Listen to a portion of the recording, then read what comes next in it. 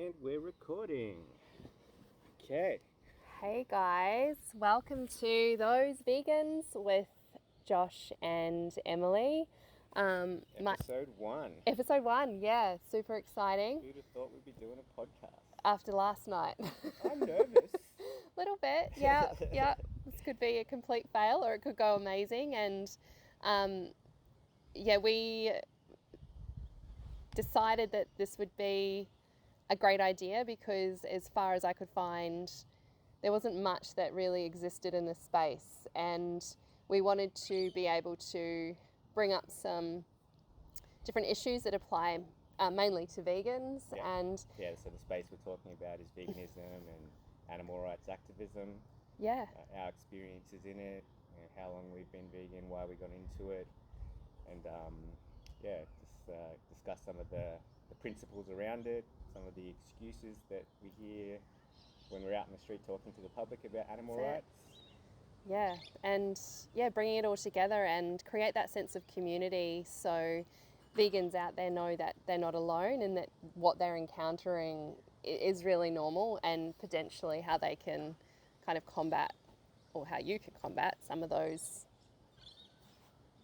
arguments against veganism. It's definitely one of the harder things, right, when you become vegan, is that you're going to get pushback from the majority of the world.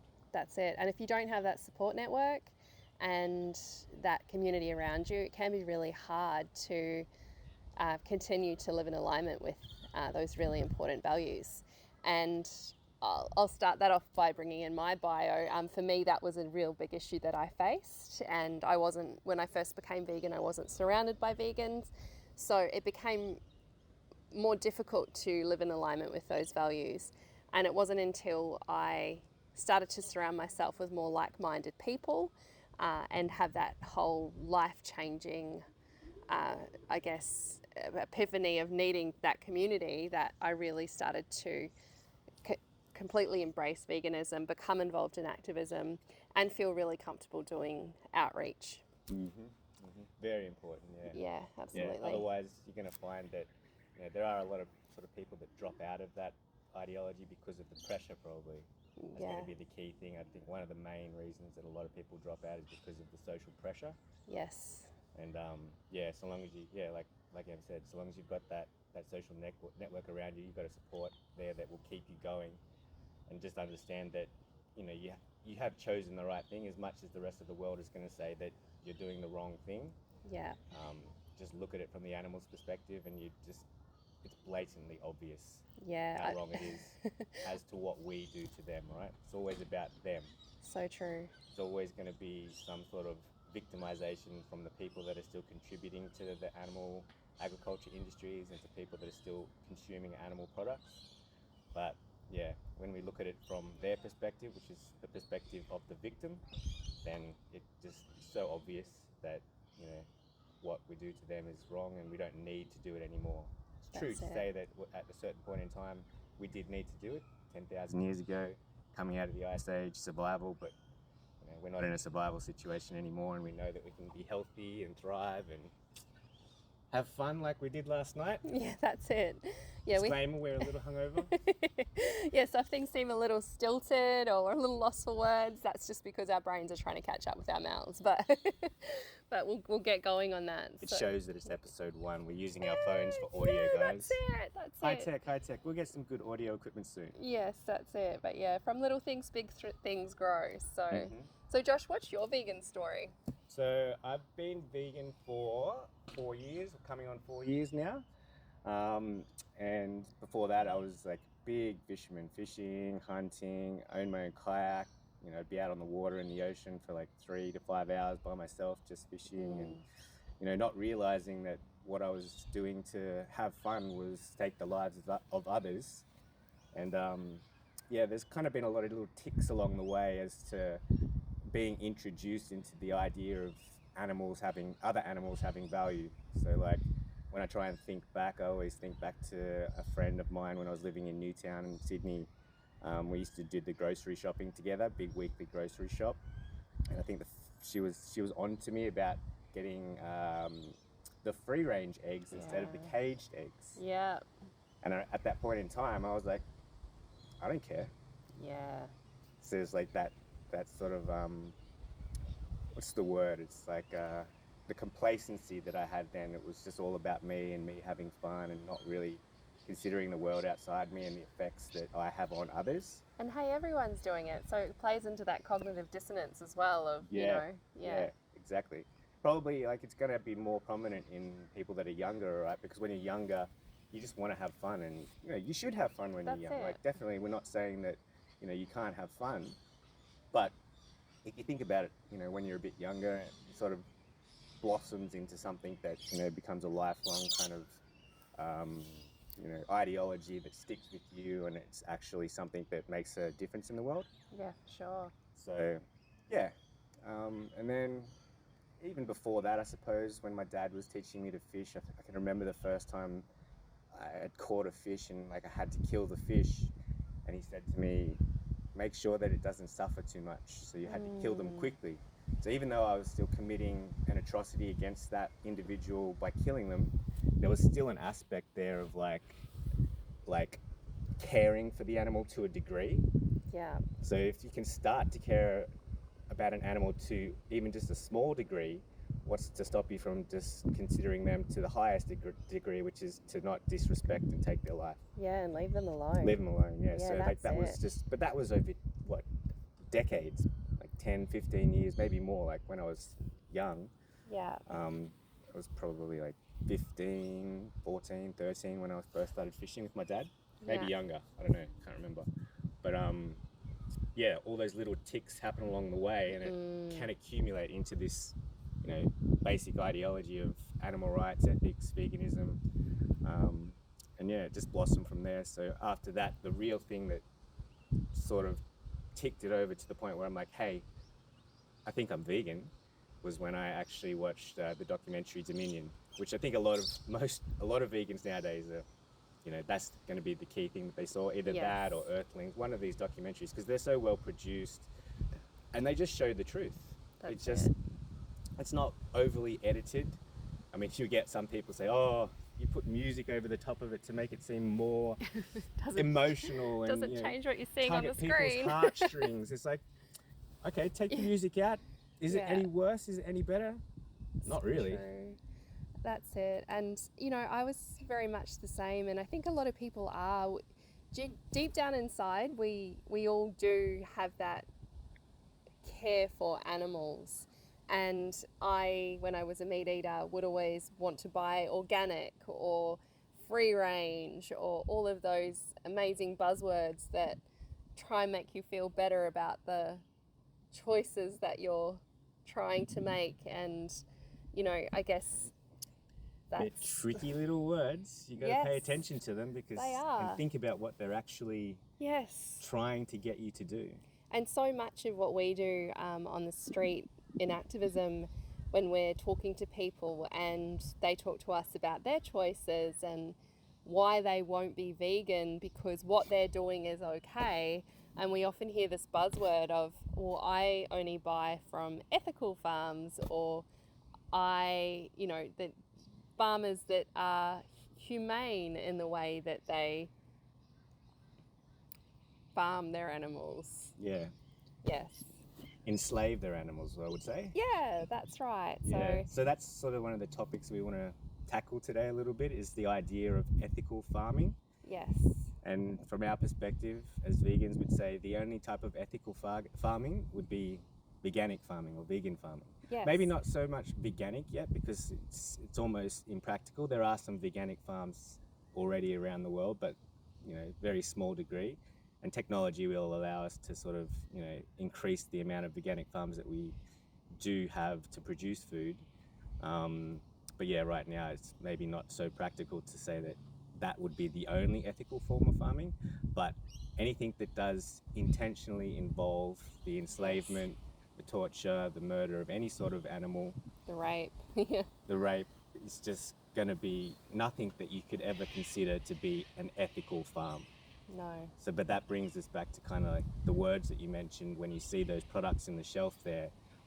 Humanely raised, grass-fed, organic.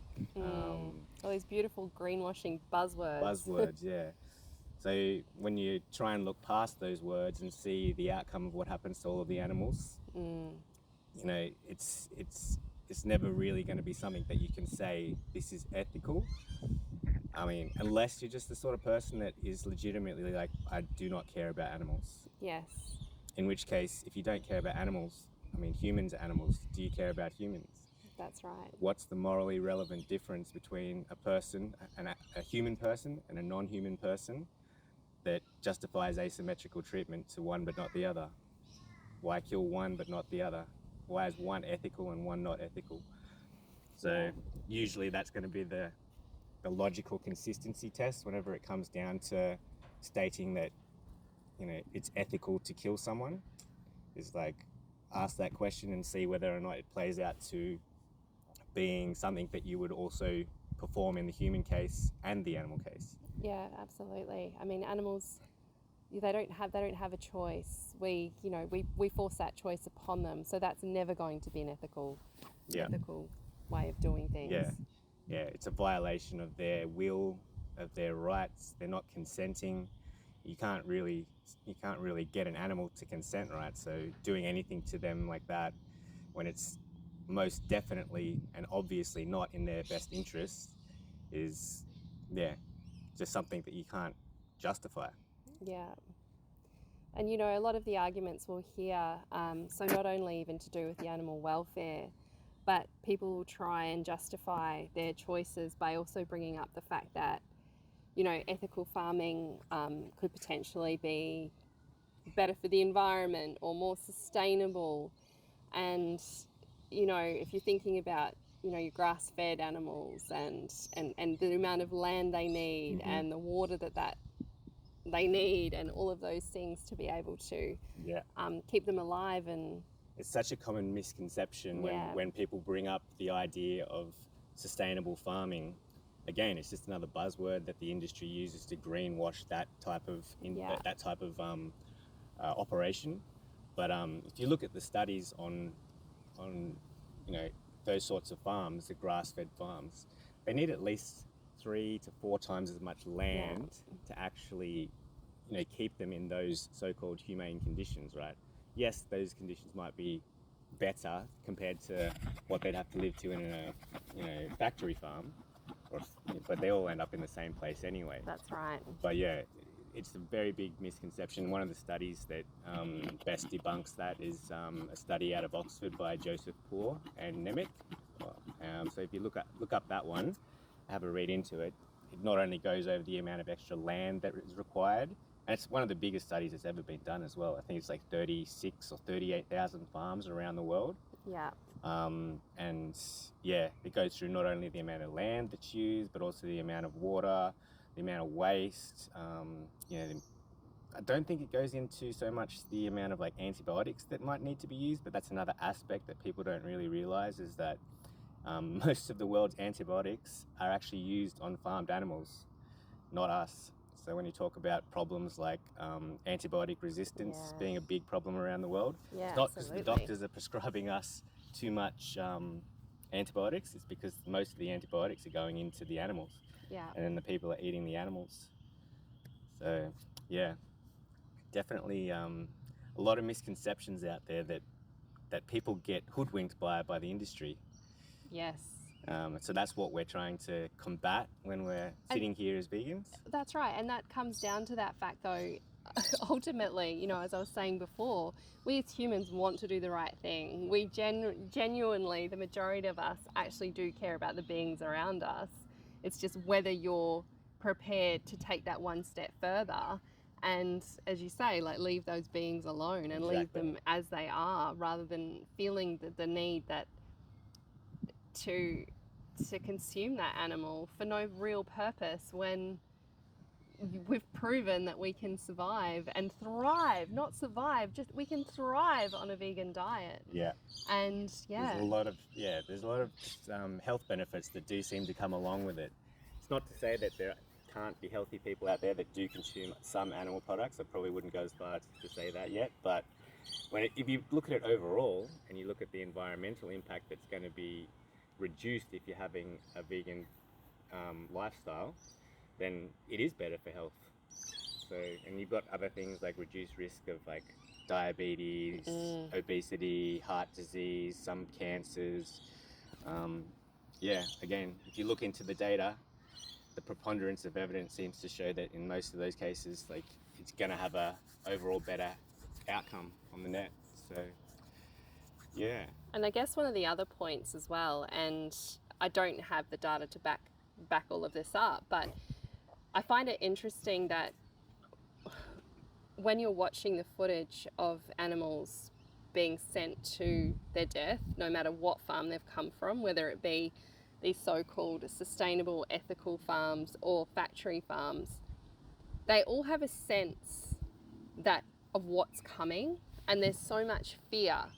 So when you think about your consumption of an animal and what you're taking on board, that stress and that fear, that's got to go somewhere. So that's going into what you're consuming. So that's also going into your body, which I'm sure would have an effect on inflammation and all of these other health issues. So you could be intentionally trying to consume the most healthy omnivorous diet out. If you're consuming animal flesh from an animal that didn't want to die, no matter where they've come from, you're going to be taking on board some of that stress and that cortisone and all of that cortisol and all of those things that they release when they're looking at death. Yeah. So it's so interesting though when I'd like to sort of look into that. Hey, like the adrenaline that goes through their body as they're having their throat slit must be just through the roof. Oh, for sure. Like, I don't know how that we'd measure that or anything, but I'm sure there's ways of doing it. Yeah. I know that I've heard about studies and things like that being done on that, but I find it super interesting that we take for granted what we consume, and everything is energy, and where we bring that energy in from can have so much to do with the experience that being has had prior to us consuming it. So yeah, true. By the way, guys, we're in a animal sanctuary now as well. We didn't mention that. So there's a few animals around us that we can sort of see, how they act around us, and how much better it is for them when they're here. And then compare that to how you can see them acting when they're in a slaughterhouse or when they're in a factory farm. They're just this stark difference in the way that they act, right? For sure. And you can see how much they have love, fear, all of those emotions coming out, and it's raw and it's beautiful. And why would we want to stop that? Like we've got some animals here probably that have experienced bad things in the past, and you can see that they maybe are a little bit skittish around humans still, because they can remember what's probably happened to them that was negative in the past. So and they have that association, for sure. They have a mind that can think back to those times that have caused them stress or trauma, the same as we have.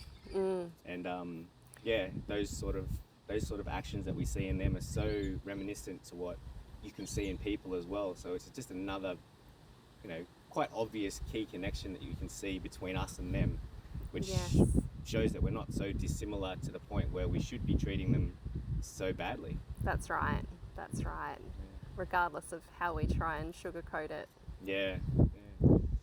So trying to debunk these kind of big industries, and they are big, they're massive. They have a lot of money behind them. They've got campaigns that are constantly being pushed to make sure that the public feel that what they're doing is the right thing. And we can see that in the street activism that we do, or just even speaking to people online. You can also see that in advertising and what's portrayed from different, brands, and how they portray the animals being on these supposedly happy farms, and what conditions they're living in, when it's like the reality is far from the truth. It's like a tidal wave of advertising when you go vegan and you realize the atrocities of these industries, and you turn on the TV and you can see the advertising coming at you. It's literally a tidal wave. It's constant. It's literally programming your brain to go, hey, this is what society does. It's fine to do this in society. Just keep doing this in society.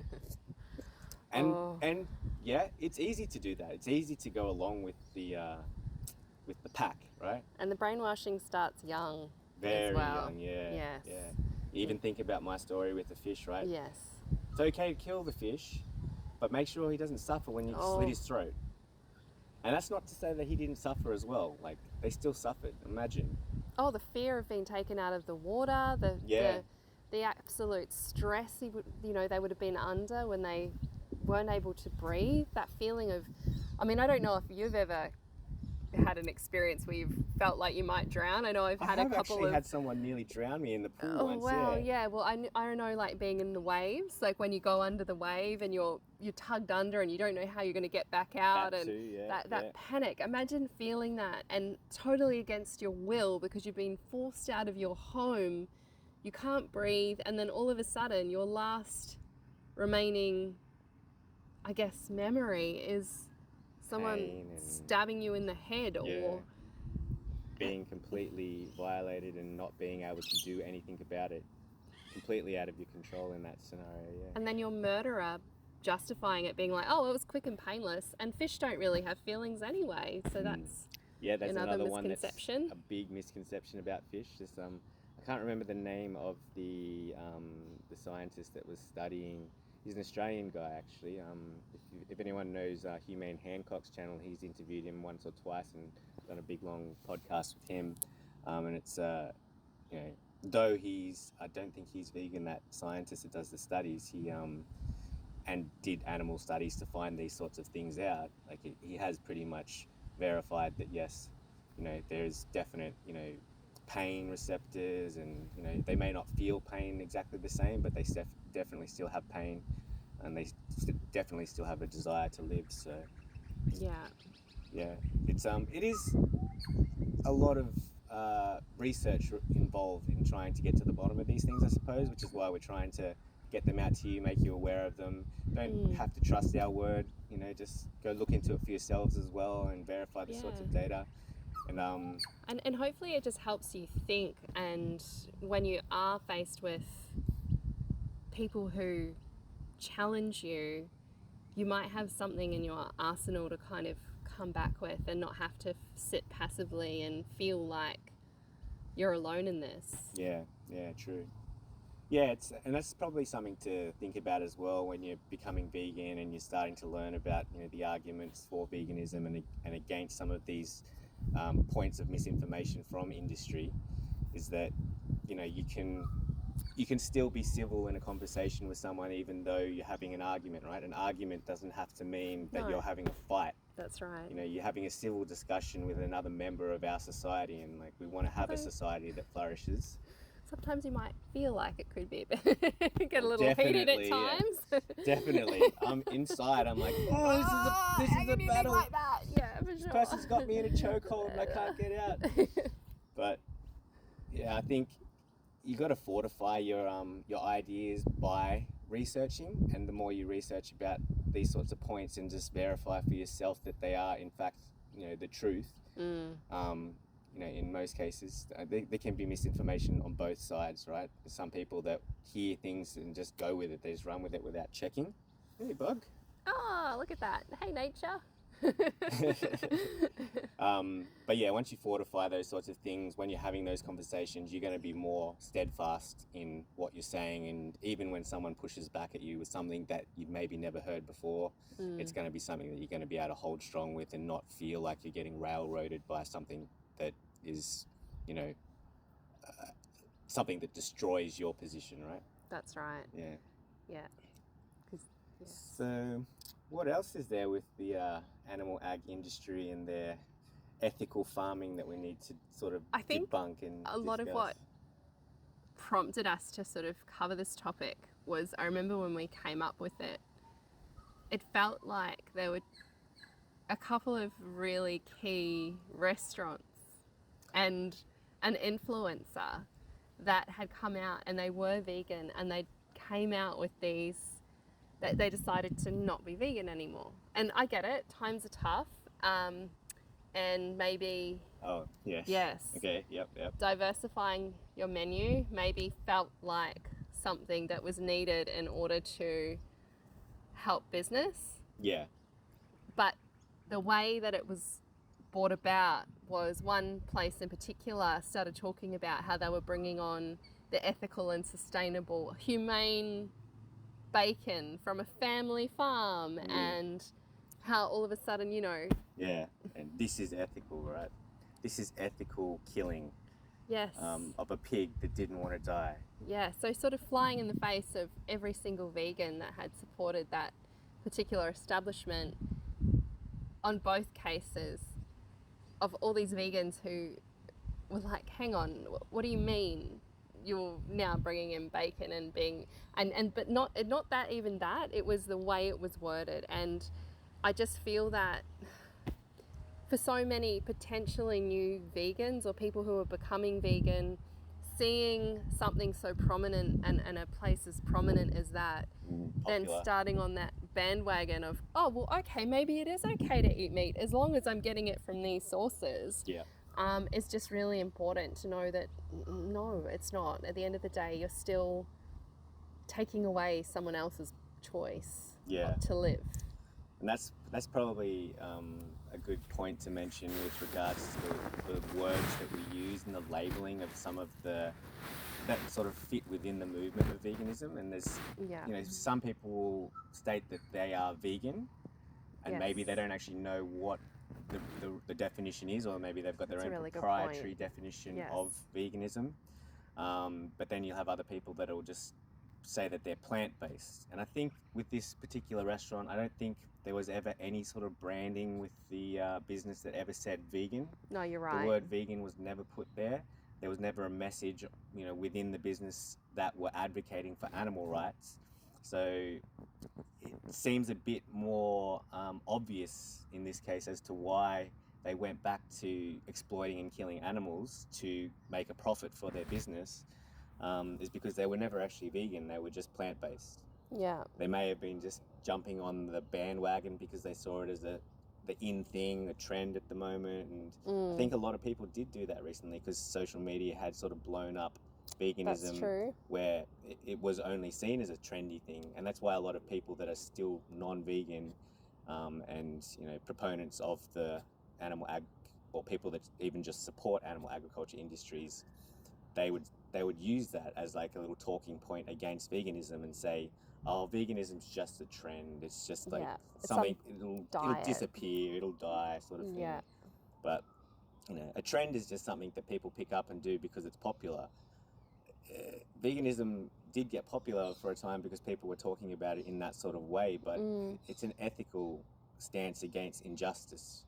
It's not a popularity contest. It's a logical and consistent argument to, you know, respect the rights of animals based off the same reason that we respect humans. You know, so yeah, that sort of misinformation is not only prominent outside of veganism, it's also happening inside of veganism. So it's important to be aware of, for sure, when it comes to those sorts of things, to understanding definitions and even questioning the definitions that we have within veganism itself, like the definition from the Vegan Society. I would argue that there's some things there you could tweak a little bit just to make it a little bit clearer. It's a very long... What is the definition from the Vegan Society? Do you remember? Well, it's so long I can't even remember the whole thing, but it's kind of like veganism is... too hungover. I can't remember all of it. Look that up. We'll look it up, yeah. So the Vegan Society's definition, it is a good definition, I think. But yeah, I think there's maybe a bit more push towards the rights-based approach should be instantiated into that definition. Yeah. If we can shorten it a little bit to make it more accessible to people, because people just don't read things these days. That's right. We've definitely picked that up. Yeah. Hence the podcast. You can listen instead of read. Well, we get you on all mediums, but yeah, that's it's so true though. Why overcomplicate something when in its essence it's an animal rights message. Yeah. All right, we're going to take a quick break and we'll be back in a sec, guys.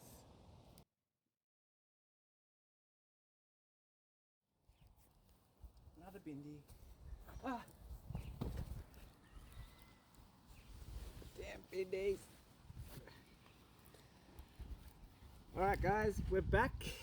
So before the break, we were talking about I guess, definitions and, misinformation within the movement and all of those sorts of things. Now, but just earlier though, Josh, you did talk about something that I sort of want to come back to. Yep. We were talking about vegan farms. Now, in an ideal world, what would a vegan farm actually look like?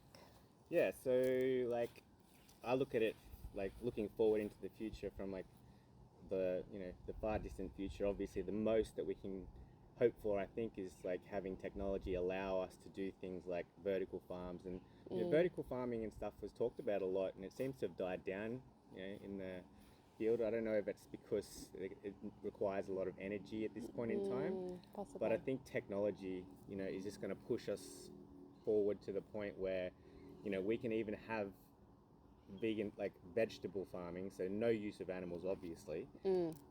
Vegetable farming where even bugs aren't getting killed, right?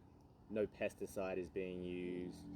There's no waste runoff. There's no excess use of water because we have this technology to be able to do vertical farming indoors.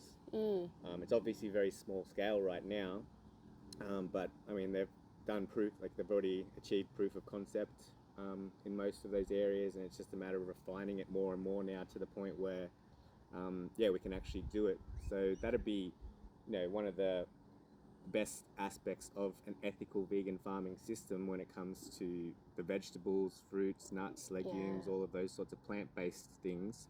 And then obviously, I don't even know if we'd call it farming at this point, but we've obviously got the lab-grown meat that's coming in that doesn't require exploitation and killing of an individual. That's definitely a topic I feel we'll need to discuss at some point. Yeah, we'll probably expand on that later on, I think, but that's going to be an aspect of it as well. Again, it's not perfect yet, and I think there is still some exploitation that is required right now where they have to use fetal bovine serum to generate the cultures to start growing the cells. Yeah. But yeah, again, there's been some proof of concepts that have been achieved already now where I think they have been able to not utilize any animals whatsoever and still perpetuate that growth, that cell growth, so that we can produce, the amount of meat that people want to keep eating. Now, as to whether or not that's going to be healthier than traditionally grown animal flesh, probably not. I think it's going to be still unhealthy because the reason that it tastes the way that it does is because of like the saturated fat, the cholesterol, and all of that sort of stuff. So for sure, to have that same flavor, you might be having to compromise on health to a degree, or just have very, very small amounts.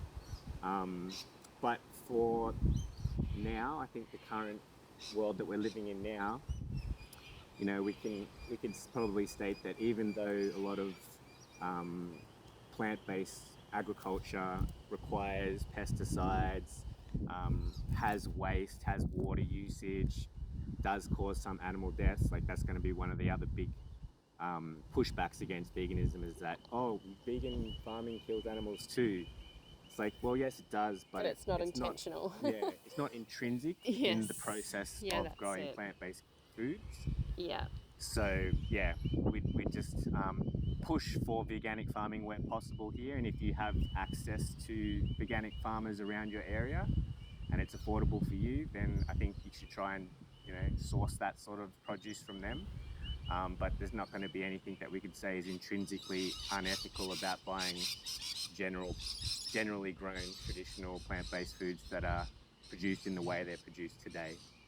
So I think that's how we have an ethical farming system now, and obviously we need to abolish the animal agriculture aspect of agriculture. Absolutely. Yeah. What do you think? Yeah. Any other extra things on top of that? Yeah, well, because I guess also by sort of changing the way that we grow food will hopefully mean for those farmers who participate in animal agriculture, they will have other ways of being able to continue to be out on the land and do all those things, but they're going to be doing it better. That's a really important aspect of without actually having to intentionally harm animals. Yeah. Like, I think a lot of people feel that us as vegans are fighting against farmers, right? we don't want farmers to have to lose their jobs or, you know, not live on the land that they want to live on, but it's just a matter of changing and transitioning to an ethical way of living on that land and producing food on that land. Find other ways to work with it. And I really can't imagine that any farmer wants to, really truly likes sending their animals off to slaughter. Oh, they all love their animals, right? Yeah. I mean, when they I hear that a lot. yeah, when they say that, like, they probably do mean it, but because of the system that we're forced into, you know, it's the only thing that they can say to maybe sleep at night. Yeah, for sure. That's it. I mean, because as we continually touch on, the majority of people really, truly do not want to harm or hurt animals. And I think that's, you know, why I think vegans do anger a lot of people as well, because we do really touch a nerve when we, you know, challenge these ideologies. So it goes the same for even traditions, right? Like, that's right. Culture and traditions. Oh, we hold on to those so tightly. Yeah. But I mean, it's not that we want the cultures to completely change. You still want to have your good cultural dinners with your family and friends on Christmas and New Year's or whatever religion or culture that you are a part of. You still want to be able to enjoy those things in the same way. It's just a matter of taking a small aspect of the ingredients that you use to have those events and just doing things a little differently. Yeah. Which is why we have some things that are sort of meant to mimic the kind of the meats and the, you know, animal products that are currently used. Even though they're not exactly the same taste, it's a stepping stone in moving towards that. And once you really start to embrace the fact that there's no harm in eating those products, it becomes the taste all of a sudden magically makes you realize, you know, you just really start to enjoy it that much more, I think. I can't say I've enjoyed food any less than what I used to enjoy food. And I've become much more I'll experiment a lot more and it actually be more creative, more fun. And because you're not so worried about putting the fat and all the things that you know, the butter and the, you know, the saturated fats that you would have in those even like to make things taste good. You're able to do that in other ways. Even having to worry about, like, you know, foodborne illnesses like listeria and salmonella and stuff like. It's crazy the amount of salmonella that is found in every packet of, like, the percentage of packages of, like, chicken body parts that contain salmonella. It's like 80% or something like that, I think I've read. I mean, obviously that will vary, you know, from place to place, but, like, it's a high proportion of it is going to contain it, which is, and the industries say to you as the consumer, no, we're not going to make sure that it's going to be safe for you. You've got to cook it to a high temperature to make sure that you kill the germs. It's your job to make sure that you don't get sick from our product. And then store it correctly. Yeah. All of those things. Yeah, the onus is on the consumer and not the producer to create that health and safety. So it's just another sort of thing when you hear the animal agriculture industry saying we're ethical. Is it ethical for them to sell you a product that can make you sick and kill you? Die, yeah. Then that's the reality. Yeah.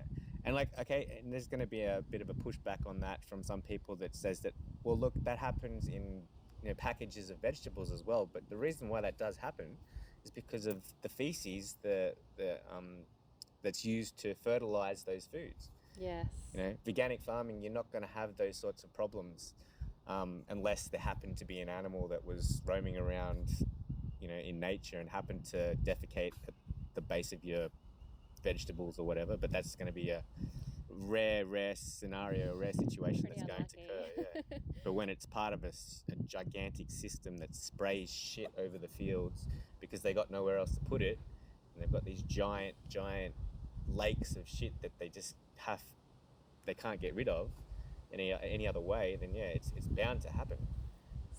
So hopefully our hungover brains have been able to debunk these stories of humane, sustainable, organic, ethical farming traditions, and you've got a new appreciation for what the future could be with organic farming. Yeah, even though we could say we could have, like, debunked a lot of the arguments here, there's always going to be more misinformation that keeps trying to railroad those good arguments.